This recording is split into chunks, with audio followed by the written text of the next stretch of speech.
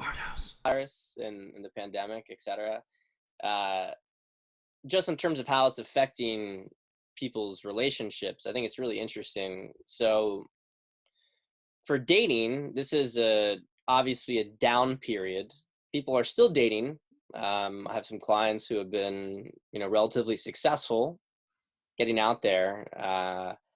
But obviously it's a tougher period. I mean, your game is pretty much entirely restricted to online, Mhm. and you got to go on walking dates. People were trying to do Skype dates. Walking dates are much better than sort of Skype dates. But a lot of the classic rules we've had about dating have been thrown out, Mhm. right?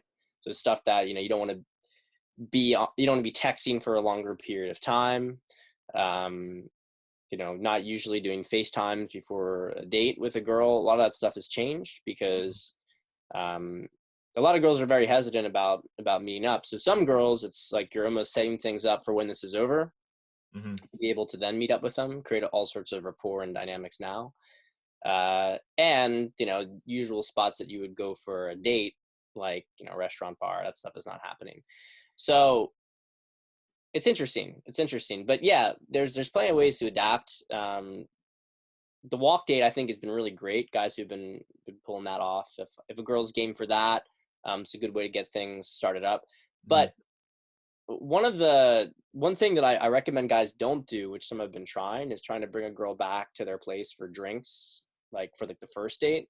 Yeah. And honestly, like a girl who would do that with a guy she hasn't even really messaged too much, I think it's a pretty reckless behavior. Yeah. It's kind of a So red flag. yeah, I almost think it's a red flag that a girl would come over and do that. I mean, that's just it's just kind of sketchy behavior. So I wouldn't ask it, because also, I mean, you're just in a place where you have a high chance of getting blown out of the water even doing that. Mhm. But um, after this, though, one of the things that I think is so interesting is, like, a lot of things are on hold at the moment, but because there's this, like, all these fear about the virus, fear about the economy. Mhm. People have all this fear about the future in general. And by the way, you shouldn't be in fear. Nobody should be in fear about it, and have positive energy, positive outlook towards this stuff. And I think that that's not just like, you know, naive stuff. Like, we're going in the right direction. A lot of stuff is getting cleared out, Mhm. but there's a ton of tension in the air. And this is really cool from like a dating standpoint, because, like, you've seen the pictures, Tiger, from after World War II, the famous VE Day, or maybe that was VJ Day, whatever. But in Times Square, where like the Yeah. When sailors all the GIs came back, all the sailors victorious. yeah, and then there was a massive, like, marriage and baby boom right afterwards, right? Right. So whenever you have a situation like this, where there's a lot of conflict, or there's a lot of uh, I mean, there's just a lot of tension, right? Right. It can be a pandemic, it can be all sorts of stuff. But whenever there's tension, Mhm. um, well, tension, we talk about sexual tension, but tension is tension. Yeah. Obviously, it can get stored in certain areas of the body, but you still have all this energy pent up inside of you. Right. And so, even just setting aside the fact that people are going to be like stir crazy and really excited to go out and the Mhm. party and to meet people, but that there's a lot of tension inside people, that once this is done, there's going to be a Beautiful release. release. Yeah. Yeah. So uh, I would say that right now, what guys should be doing, I mean, aside like just speaking strictly on the sort of dating realm, Mhm. is that this is the time to sort of get yourself, do deep work, right? A really good time for reflection, trying to work with someone to analyze patterns and stuff that's going on Transmuting with that you. tension into something that can help you grow. Yeah, and just using this limbo period productively, Mhm. so that when this is over, you are just absolutely ready to capitalize on it. Right. Absolutely ready to capitalize on it. Because I think guys who miss, like, I don't want to like overstate something that seems like a pretty big claim, but from like an energetic perspective, there are going to be a lot of new relationships, a lot of just even amazing like free love sex. There's going to be a lot of connection that occurs after this. Right. And if you're not equipped to meet that, if you're not ready to deal with it, I think you're being foolish, because you're not going to have an opportunity like this for decades. There's going to be this much energy pent up. Incels, take note. This is your chance. This is your chance. As if, right? As if. Yeah. Now, kind of interesting on a somewhat related note on relationships. And I think that this has been, for a lot of relationships, I think this has been a time to actually heal a lot of stuff, heal things, or to go through the process of separating, because it's like a moment of clarity. Everything in your life starts to, you know, a lot, people who have just been going through the motions, like maybe they've been in relationships and those relationships have sucked. They're starting to get a lot more clarity on this. It's like, why am I spending my life with this person? Why am I still with this person? Right. And being stuck with them a lot is either going to lead to them dealing with those issues and addressing them, or it's going to lead to them, breaking it off. So I think it's an inflection point. It's a really big period for relationships right now. And I think that when we get out of here, a lot of relationships are either there's going to be a lot of breakups, a lot of divorces, and a lot of like reborn relationships. Yeah, I've definitely been doing some deep work with my girlfriend, you know, getting through, you know, our kinks and whatnot. And I think that's very key in general, is using this time to do the deep work, not the money work, not the fitness work, like all that you can do, but use this time to focus on the deep work, you know, the things that you've been neglecting, that the really like hard self-learning things that you just need to go through. This is the perfect time to do that. Psycho-spiritual opportunity. Yes. For right sure. here. And this will really, you know, I think this will also show, like, for all the women that are coming back, like, if you can show that, you know, obviously they wouldn't have seen you before, but if you can come out of this and be, you know, be the oak tree, be evolved, have taken something from this, instead of coming out back to the bars, back to the social scene and being like the same old chud, you know, if you can come back developed, that's going to be really attractive. Yeah, I think it's interesting. I've been hearing this from guys out there that, I mean, it's almost like feminism died with this crisis. Oh yeah. It had its final, I would say it was already dying. But I mean, it was a dying brand because there's just too much negativity and toxicity with it. But now it's just now, and now it's like a lot of women who had been hanging so much of their lives on things that were just like kind of ego projections, and all that stuff got shattered from this. And they started to realize, it's like, hey, I'm like by myself. I don't have friends. I don't have parties and stuff to distract me. And it's like, holy shit, I feel alone. And, you know, the work was no longer like the big hustle person, right? No, you're just working. Work wasn't something that could be escaped into. And I think a lot of them have had some reflections, some second thoughts on how they've been living their life. So I actually think, you know, a lot of the guys have too. I mean, there's not to the same extent, but I think that everybody's moving more towards a healthy relationship model now. There's still plenty of opportunities for game. I don't want to, like, there's always going to be opportunities for game. I don't want to take away that from guys who are at that stage, but I think you're going to see a lot of people progressing more towards, you know, impetus for relationships, right? That's where the impetus is. Yeah. Like you said, this is going to be a great clearing out of, you know, of everything that's happening. Now, just taking it one step further, past just dating and relationships, more to like the overall societal effects of this. Where do you see this at? Do you see this? Do you see, like, you know, what are your thoughts on what's going to happen? Well, as those who have been watching some of my periscopes on this topic have seen, I mean, there's a lot of other things. Like, the virus is serious. It's a serious thing. I don't think it's in anyone's interest to take it lightly. My sort of perspective and understanding is that we already have the cure for it. It's anti-malarials. predominantly anti-malarials. Hmm. I'm sure we'll get some more confirmation on that, but the evidence from that seems pretty overwhelming at this point. Yeah. As does the agenda against that coming out. So there's other things that are going on beneath COVID, and that is what I think is going to be. I mean, we're going through a massive transition period, not just in America, but across the planet, Hmm. although a lot of it's centered in the West. And I mean, where we're going to be in a decade is going to be so profoundly different, Hmm. so profoundly different.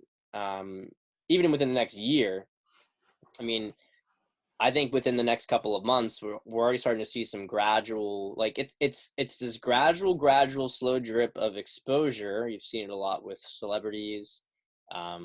Bill Gates now is getting slammed Oh, too. it was weird. Like 2 weeks ago, it was like, oh, Bill Gates vaccines, and then all the conspiracy people and all like the Yeah, fringe people were like, no, no, no, look at all he's done, look at all his connections, and then that kind of spread, and then now under his Instagram, he's getting flooded with, you are a Satanist, you are going to kill everyone, we will never take your vaccine, blah blah blah blah blah. yeah. I mean, no, I mean, it was his assistant. Well, one, he doesn't give vaccines to his own children, so that just tells you everything Yeah, you need to know right there. And look, I'm actually like, I wouldn't consider myself anti-vax or anything like that. I think no, that there's a lot of evidence that, I mean, I think that there may be a mixed bag, and some are more valuable than others. hmm, I try to take a nuanced view, as you know, Tiger. Try to take a nuanced view on these things, but I think I mean, there's just a very like, you can only get the vaccine. Vaccine's the only, it's just like you can start to see that there's a lot of agenda behind it, and the more agenda I see, yeah. more skeptical I get. I think most people that don't like vaccines, it's not the concept of a vaccine they don't like. That's great. That seems like an objective good. It's who gives it and why they're giving it. That's where everything goes to shit. Yeah, and I think that there's legitimate concerns about the fact. I mean, notwithstanding the fact that you're introducing foreign DNA into your body, just even putting aside that, but the fact that you are injecting a neurotoxin. I mean, for Mhm. a while they were injecting mercury inside your body. Now that's mostly been removed, but now it's aluminum, and aluminum's a known neurotoxin. It's in the brains, all over the brains of patients with Alzheimer's.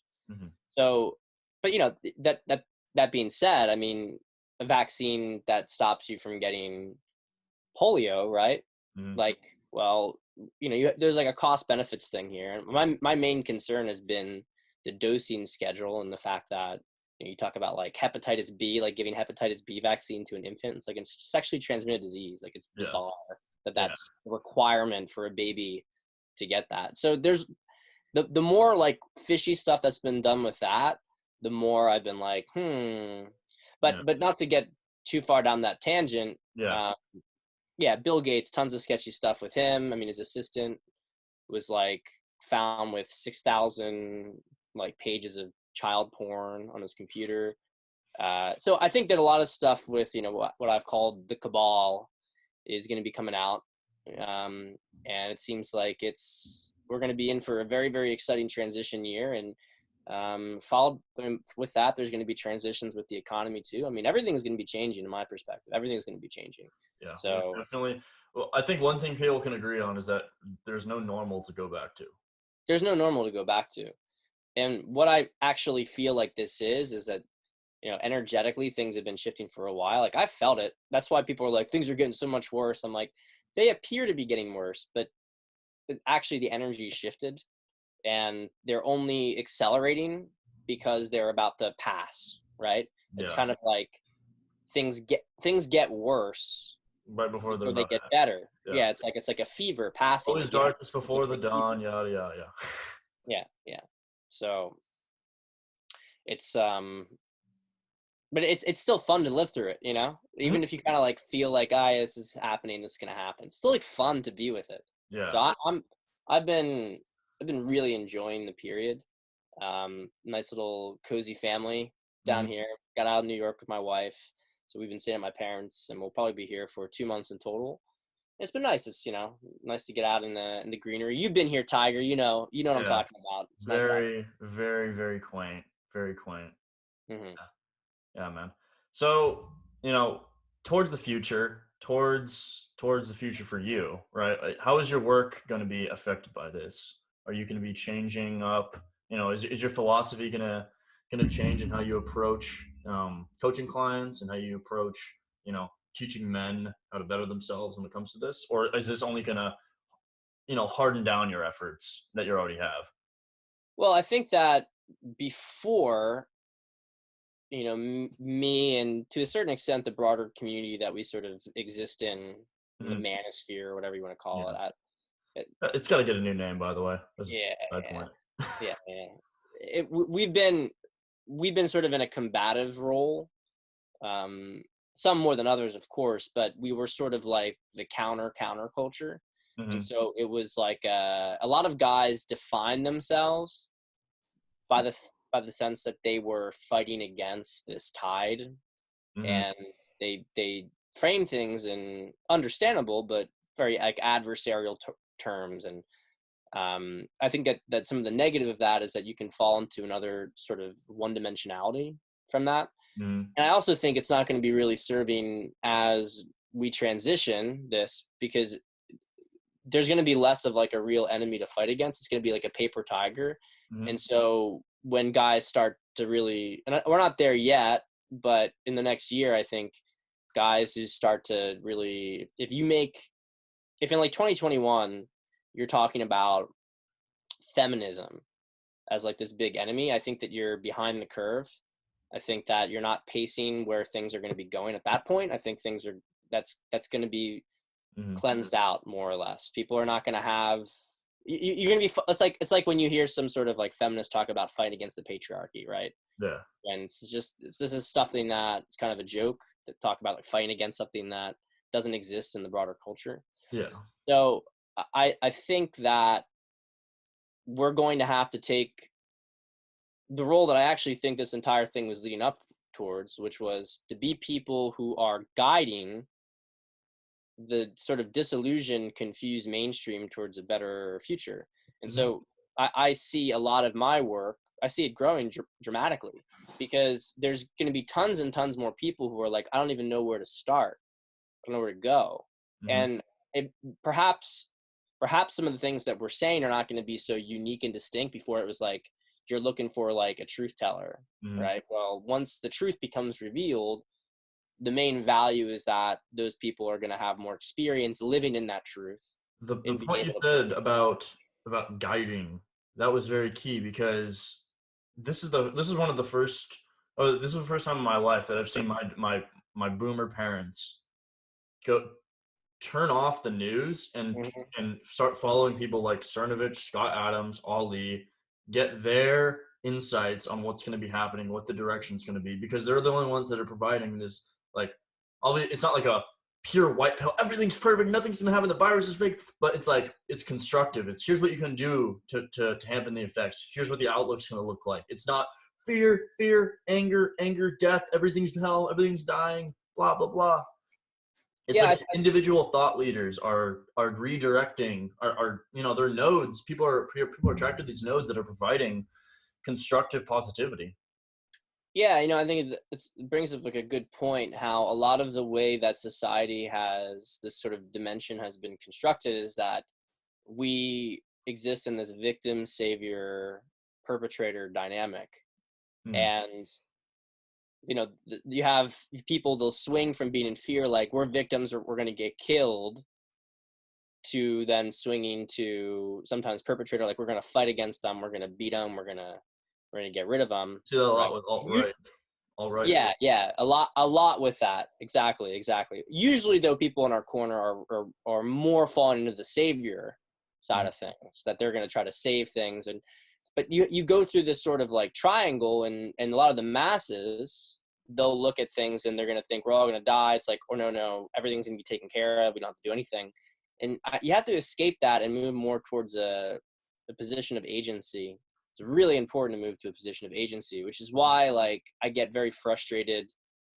It's like I think it's correct to say that Trump and the alliance, et cetera, have done, I mean, an enormous amount of work. I mean, they're long planned operation to clear this stuff up, but we need to we need to join in with that, right? And I 100%. think that when you have some people in like Q maybe or whatever, sort of just sort of blindly trust something. No, it's like, take action. What are you doing to make a difference? What are you doing? Are you using your own mind? Are you using your own analysis? It's always about the message before the messenger. Yeah. Uh, so that's gonna be really important, because we just can't stay sheep if we want to change, if we want anything to change. Otherwise, this exact same thing is going to happen again. Yeah, I mean, and pretty soon there's going to be. I mean, Ollie's predicting that the media is going to be dead by the end of the year. I Mm-hmm. can definitely see a trajectory like that happening, but there's going to be a lot of sheep without masters, and there's going to be a lot of masters popping up, and it's going to be a lot of masters trying to recruit a bunch of sheep.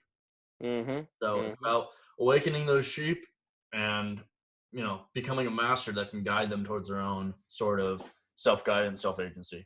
And I think that we were fortunately in the right position being here in this sort of, 2015, these last 5 years, Hmm. even longer, right? That puts us in a really, really good position, because we've already seen through a lot of this stuff beforehand.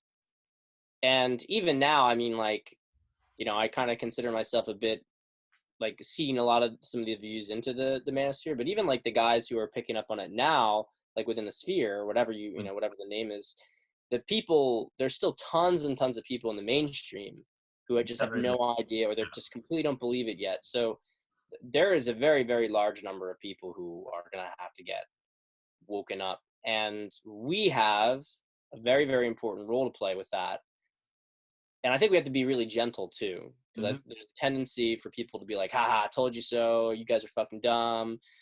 Um, it's yeah. not helpful. It's not We, helpful. we, we already went through that. We have to remember that at one point we were at point 0.02. We got to get those people that are at point 0 right now. We got to slowly guide them through, show where the pitfalls are, show where the good things are, and bring them through, and show them this new reality. Everyone starts somewhere, Yeah. and the more you trigger someone's ego, the less they're going to listen to you. And so then you're not. It's like, then you have to ask yourself, like, is the reason for you to know all this stuff, is it just for your own gratification, or are you actually in a position to help? Is that Mhm. your role? So I read somewhere that not the pursuit of knowledge for the sake of knowledge is satanic, but pursuit of knowledge, Luciferian.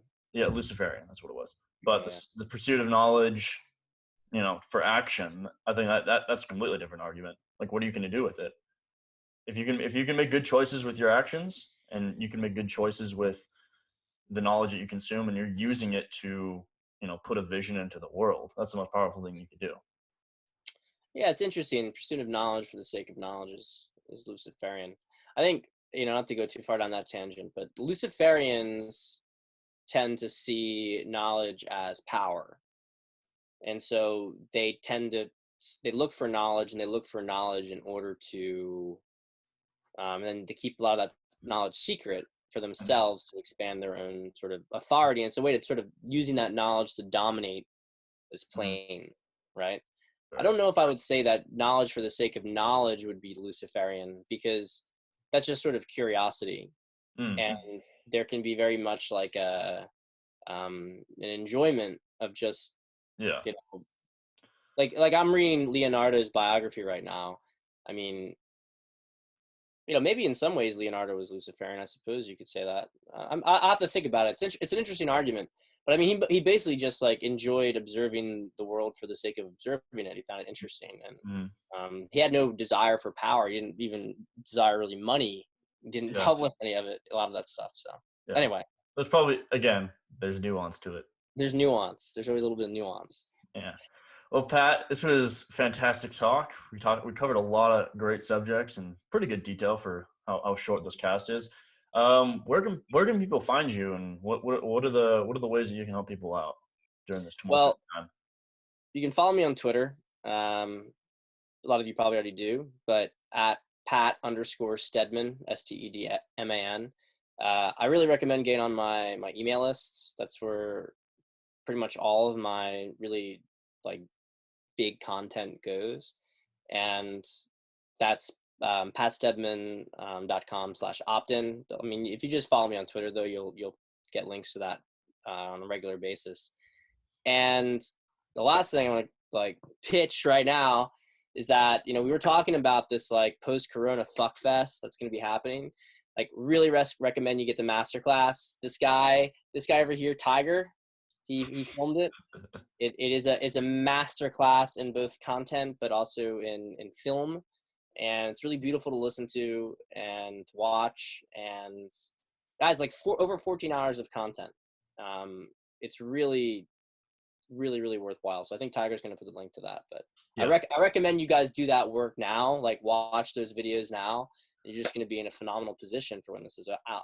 Legit, I had the luxury of shooting it and listening to it while I was editing, and that thing has helped me. That resource has helped me more than any book, any blog, anything. Like I'm the type of guy that says you read 3 blogs, you watch 2 videos, you do not need a course. Not for this course. I'm not even being a shill. Like this thing probably saved my relationship. So there's that. Food for thought there. Pat, is great having you on, and this is how we're going to conclude this Arthaus episode. Be sure to watch all and listen all to all the other ones, and this one will be up very, very soon. Thanks for watching, guys. Have a great rest of y'all today. See you guys. Sloppy end, but oh well. No, it was good. Cool. Let's see. I think that's the nice thing about having it on Periscope. Now, is there a way so when you take this stuff from Periscope, I guess I don't understand. You have Zoom integrate with Periscope, so okay. So here's what's kind of weird. So I have a JPEG over this Zoom screen. That's not the screen I'm gonna edit with. It's like it's very similar, but the text is different. The text on the screen that you'll see on Periscope is from OBS, whereas the text that I render with, that'll be all in Final Cut. So I basically just take the Zoom thing and I plug it into a different background. But yeah, it's all the same. Like the content is the exact same across both. Interesting. So we got. Do you take Periscopes after the fact and then save them someplace? They're all on my Periscope profile. But if I'm just saying, asking for myself, like if I made something on Periscope, is there any way I can take that material? Oh yeah, definitely. What do I do? Something I can. You have there's Periscope downloaders, which is basically just like you ever done like a YouTube to MP3 or something? YouTube to MP4? No? Probably. Okay. You basically just look up like Periscope downloader, and then you get the link to your Periscope, throw it in there, and then it renders it. The other thing that you can do too is you could just buy OBS, or not buy, you can just get OBS for free, and then you can just kind of screen record whatever you're doing, whether that's on your phone or whether that's on your computer. You can just screen record that. Yeah. But yeah, I think it'd be good if you could download all your QAnon ones and put it into like a 2-hour, or no, way longer, right? How many of those do you do? I don't know. I mean, there's 8 hours of footage probably there. Okay. Well, that could be its own thing. Yeah. That's its own thing right there. An 8-hour little class on what's really going on. Unfortunately, a lot of the information it's going to get outdated, but yeah. Anyway. Well, cool, man. I would recommend if you are doing a live stream though, like get somebody to clip it or download it and clip it, because there's always like those 15-30 second nuggets that really like make it valuable. That's a good idea. I'll